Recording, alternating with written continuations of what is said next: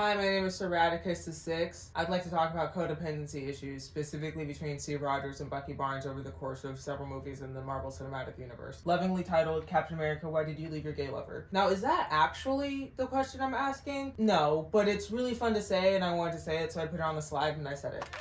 Thank you. In order to complete, or at least attempt to complete the answer of this question, I had to watch 5 movies. Captain America the First Avenger, Captain America Winter Soldier, Captain America Civil War, Avengers Infinity War, Avengers Endgame. I did no more than that. I definitely did less than that. I skimmed some of these movies. Bucky's straight up like not in them that much, if we're being completely honest. And also, Winter Soldier, they don't knowingly interact with each other until like halfway into the movie. So like, I watched it, but I could have gotten away with not watching it that much. So I took notes. Don't yell at me. I do have to say, especially after my last video, because everybody and their mom was like, oh my god, I love that you hate Tony Stark. I also hate Tony Stark. This is not a safe space for you.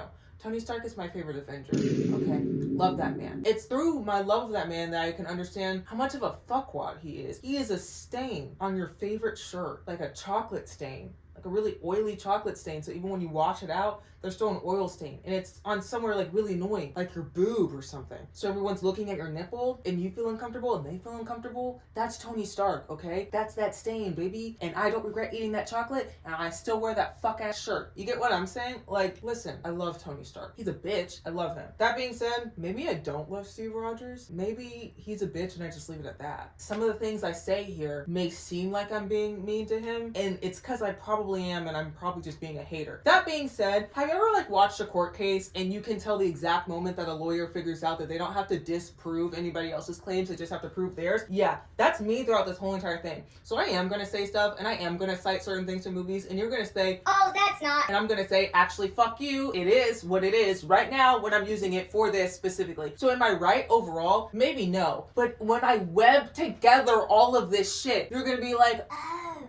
I get it, kind of, specifically right now. You'll see. Anyways, let's get into some context. Now, I'm not going to explain the plot of Captain America the First Avenger, because I feel like if you're watching this, you already know the plot of Captain America the First Avenger. I don't think I'm going to explain the plot of any of the movies. What I am going to do is point out like moments in which they care about each other, but specifically when it comes to the First Avenger, it is both the most important and least important movie when it comes to Steve and Bucky's relationship. Most important because it gives us context and background clues. They mention a whole bunch of shit for the rest of the Marvel Cinematic Universe where Steve and Bucky are talking about like, oh, remember this, remember that don't actually happen in this movie, but you need to watch this movie to understand how they interact with each other in the olden times before the ice and the whole... You get what I'm saying? It's important to know how they interact with each other, but that being said, I do think at a certain point in the movies, both of them absolutely fucking lose the plot on what their friendship was. They get lost in the sauce on what it meant to care about each other and love each other, and most importantly, to know each other well. Like, maybe you guys are strangers a little bit, and we don't talk about that, but that's fine. That being said, I'm only gonna go over moments that I feel like really show that they care about each other. Numero uno, Bucky Barnes' last night in America, and he wants to go on a double date with his best friend and 2 women who are brought up once while they're on the date and like never again, essentially. If you wanted to read into the gay subtext, you went on a double date with your best friend on your last night in America before you were gonna get shipped to Europe where you could die. It makes it seem like you wanted to do date-like things with your best friend, but you couldn't do that because it was 1943. Am I right or am I right? Right now, I'm right, okay? This is the court of Rad Nasty, in which there are no lawyers. It's just me, Sir Radicus the Sixth, and I'm both knight and king, so everything I say goes. Thank you. You want to go on a date with that man. That's cool. But also, on a just they care about each other way, you spent your last night in America with him. That's important. He wants to go to college. Now, Steve leaves to enlist, and you might think like, oh, that means he doesn't care about Bucky. No.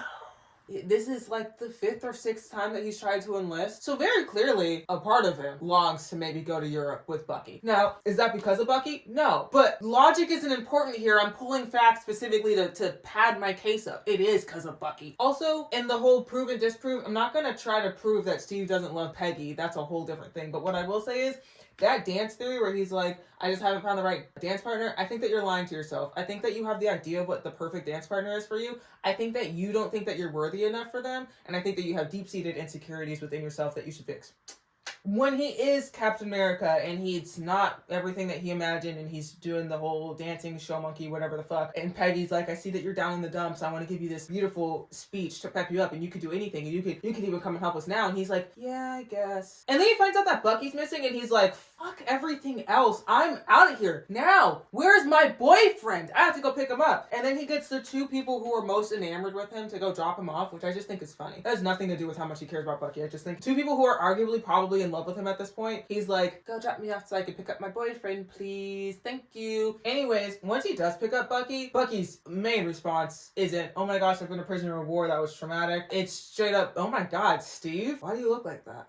Which I love. I love his immediate concern for Steve. I think that Steve says something like, oh, I grew or some shit. If they didn't fuck before, I know they fucked after that, and they fucked weird. Not nasty, weird. Also, you know, it's really funny if you watch the movie and you pretend like Steve is in love with Bucky the whole entire time, and like any female affection makes him nervous and awkward, and that's why he responds like that to women. It makes everything that Peggy does so fucking funny, because she be losing her mind over this man. Like, fucking unloads a clip into that shield because he was, I think, like, talking to a woman or like kissed her or something. Peggy, you're fucking funny. Anyways, that was our essential context from the beginning. That's their, I don't want to say cutesy, but like jovial parts of their relationship, and then Steve on the ice, and then Bucky. So things changed a little bit. Steve's out of the ice. Bucky has a new arm. Winter Soldier. Once I said it before and I'm saying it again, they don't really interact with each other like knowingly until halfway into the movie. And then once they do, both of them separately mope about it. Steve is like, oh my god, Bucky saw me, didn't even recognize me. Like, what the fuck? Like, that was my best friend. Like, I was in love. I was not in love with him, but he's my best friend. Like, what the fuck? And Bucky, brainwashed, is still like, who was that blonde man on the bridge? Because I know him. I know him. And y'all will try to gaslight me. I know that man. So both of them separately moping. That's kind of the whole thing of Winter Soldier, is just both of them separately being like, what the fuck? And I need him. At this point, I'd like to say that Steve doesn't actually need Bucky. He's obsessed with the idea of Bucky that he left, and I don't think that at any given point he's ready to change the idea of Bucky that he left, and that is important in Civil War, which I will talk about after I get finished talking about the homoerotic fight scenes. Is it really homoerotic? No, but it's pelvis to pelvis, and something about that feels not that efficient when it comes to long-term fighting. Why are y'all rocking together? Fine, it's whatever. Anyways, all of this happens. It's very clear that Steve's whole entire world is rocked by the fact that Bucky is alive but doesn't remember him. He has a new goal. His new focus is Bucky, and I think that it's in part because he misses a part of himself that he hasn't been able to have since, going in the ice. Meaning old shit. He gets old shit from other old people, but like there's no one that he feels like he has a sense of camaraderie with, and I think that he assumes that he can have that with Bucky. Whether or not that's achievable is completely up to debate, but he definitely has the idea that can be Bucky for him. But also outside of that, Bucky just in general is someone that he loved, past tense, because the version that's there now, not the version that you know. And I think that Steve, no matter what, would have made himself love that version of Bucky, because maybe he has some codependency issues, but also I think it's warranted. He went in the ice and then you came out and all your friends were dead. Well, Peggy was still alive, but then she died.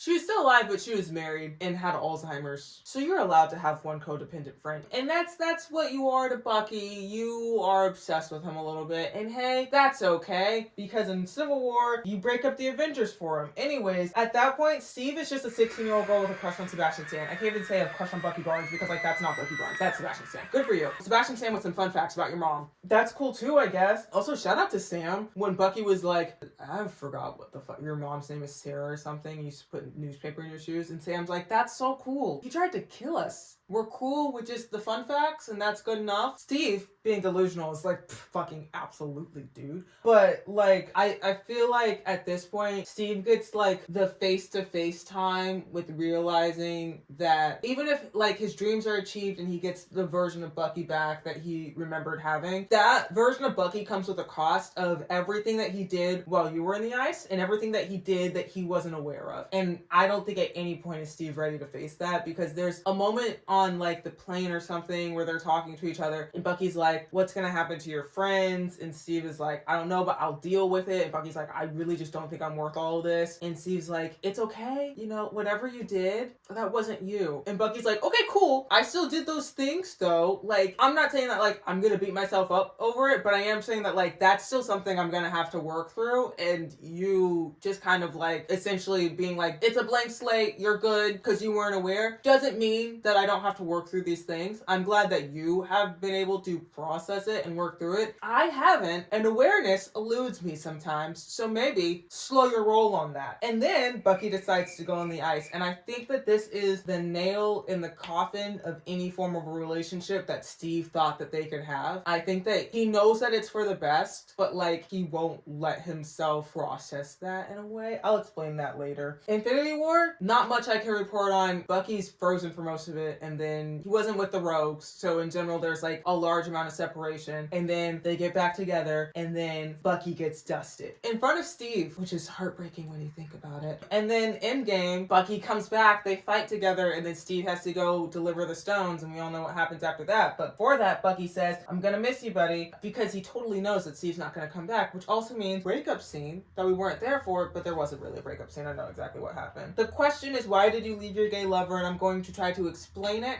in a way that makes sense, well knowing that it's not actually canon, but I'm going to pull things from canon so it seems canon enough. Thank you. It's my not correct theory on Steve being codependent. I don't think that he will let himself live in a world in which Bucky is actively not being with him. Okay, Steve and Bucky, inseparable pair at the beginning. And then the war makes it a little bit worse because Bucky gets taken and there's that thing. Steve and Bucky work together during the war, blah, blah, blah. And then Bucky goes, and then Steve goes in the ice. I'm not going to say that if Bucky wasn't gone, Steve wouldn't have gone in the ice. I do think that a part of him would have maybe worked out a better plan or something. I don't fucking know. It happens also in Winter Soldier where Steve is ready to die in whatever, like one of the ships or whatever that's in the air, and then he sees that Bucky's trapped and he's like, never mind, new plan, gotta get him out. Like ready and willing to die if it means that Bucky will get out. So I do think that if Bucky was there, Steve might have had a different plan when it comes to getting the ice. And that speaks a little bit to their codependency issues before the ice, but like it was clearly there. Goes in the ice, comes back out. I think that Steve has a version of Bucky that he can let himself remember because Bucky's not there to correct him. So he has this version, he keeps his version, he holds on to this version is an anchor. And then he finds out that Bucky is there, but Bucky's still not there to correct him. So he has this anchor and he knows of this anchor. And I think at this point, it's not even about like anyone correcting me. He's like, no, this is just, I've believed it enough that this is true. Like, this is my truth now. So he sees Bucky and he has a new goal of like, get the anchor back. And then he does. Breaks up the Avengers in the process, but gets the anchor back. And honestly, I could do a whole entire video about that. Oh my god, you broke up the Avengers and then Thanos came, and I don't, like, for Bucky, and Bucky still decided to be in the ice during that. That's crazy! Anyways, Steve is like, new goal, get Bucky. Gets Bucky, but doesn't actually take the time to process what it is to have Bucky now, and what Bucky is to him now, and what Bucky is in general. So he's in this world where he has Bucky, but he really doesn't. I think that part of him thinks that Bucky can fix his problems, so obviously he'd be able to fix Bucky's problems. But when Bucky is essentially confronted with his own problems and he understands that like Steve isn't gonna be able to fix this, he makes the active decision to leave. He's like, I don't want to be here and not be in control, so I'd rather just relinquish all control and not have to deal with that. Not necessarily not have to deal with that, but like until there's a better option, it's just best for me not to be here. I don't think that Steve takes it as a slight, but I do think that Steve takes it as like Bucky had the option to stay with you and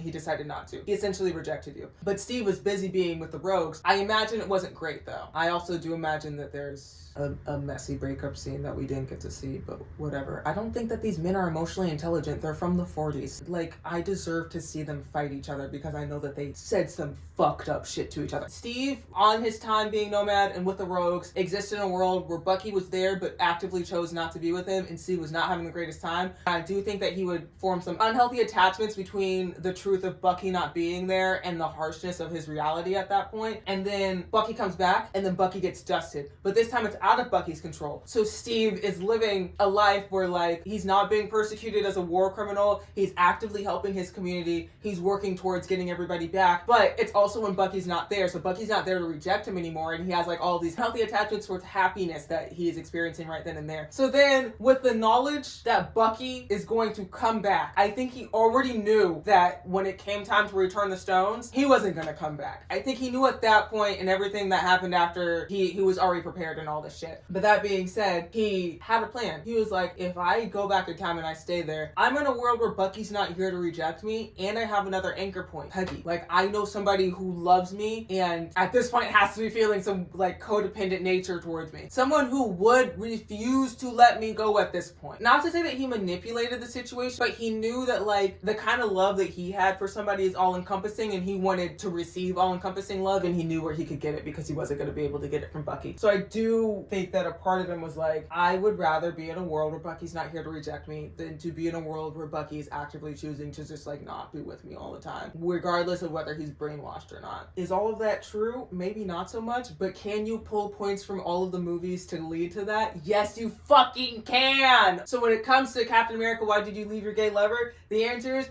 codependency issues. He left you first. He left you first. And when he came back, you did not want to be there if he was going to leave you again. So you said, fuck you, I'm leaving first. It wasn't a fuck you moment. It was definitely like, this probably wasn't healthy for both of us, but I'm telling you right now, I can't be here anymore. And he dipped the fuck out. I said take it with a grain of salt, but I don't think I said anything that mean about Steve this whole entire time. Because like honestly, if I went in the ice, I'm not responsible for what happens when I come back out. Plus, I lived through the fucking 40s. You think that we had psychologists that were letting me talk about my attachment to my male best friend? Like, let me live. He's just a girl, you guys. Also, here are some unrelated thoughts that I had when I was watching all of those movies. When Steve tells Tony in the first Avengers, you're all about style, I would like it to be remembered that you were in movies where you cosplayed yourself punching Hitler in the face. And you never actually got to punch Hitler in the face. Who's all about style, bitch? You had choreographed routines. Shut up. Howard Stark being a bad dad, blaming it on Steve Rogers. I think that Howard Stark was in love with Steve Rogers, was absolutely in love with everything that had to do with that man, and was never going to be able to love Tony because straight up, I mean, like, you like your wife. Do you love your wife? Clearly not. You skip out on a lot of family vacations and family bonding moments in general just to go to work. So how much do you love her? How much do you love your son? Not a lot. And I'm blaming Steve. Thank you. Steve saw Peggy live a whole life with a husband, did the whole like, I lived a full life and I'm proud of it. My only regret is that you didn't get to live yours. And he said, premeditated home wrecking. I'm gonna fuck that shit up. I know exactly what your future holds. That means nothing. I'm going back in time and I'll be your husband now, bitch. I know that someone's gonna try to explain to me and be like, oh, well, you know, time travel, the way that works, he could have been the husband the whole entire time. She fucking had a picture on like her, when she was in the hospital or whatever, she had a picture on like the side of her table or something. And it was her and her husband. I'm just assuming that they didn't do that. I'm assuming that it wasn't true. Especially because apparently there's a whole entire character arc in Agent Carter where she gets past Steve. So part of me thinks, no, her husband wasn't Steve. I think that the writers were just fucking idiots. Sorry! I'm not sorry at all. Bucky, as the Winter Soldier, efficient. He was just really good at his job. And a part of me was like, damn.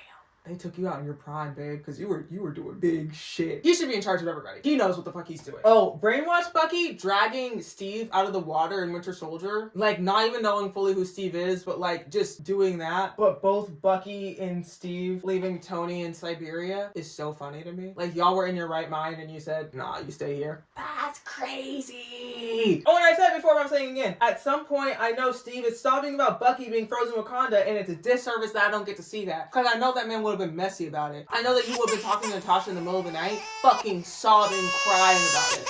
Why doesn't he want to be with me? You know what we get to see? Nothing. The point is, I need to see Steve sob about Bucky because clearly there was an off-screen breakup and they were both cordial and good on good terms by the time that Steve was leaving. But I know at some point it was messy. There's no way that you have a homoerotic friendship like that and it's not messy. I was in high school theater. I know what homoerotic friendships do to a person. There's no way it wasn't messy. I don't think that anyone got past the first 5 minutes of this video because I'm talking absolute bullshit out of my neck and I kind of hate Steve Rogers. So I know that nothing I say in here is like correct. But you know what it is? It was fun. It was actually really fun.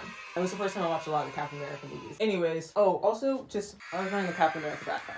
I don't know how to end videos. That was my video.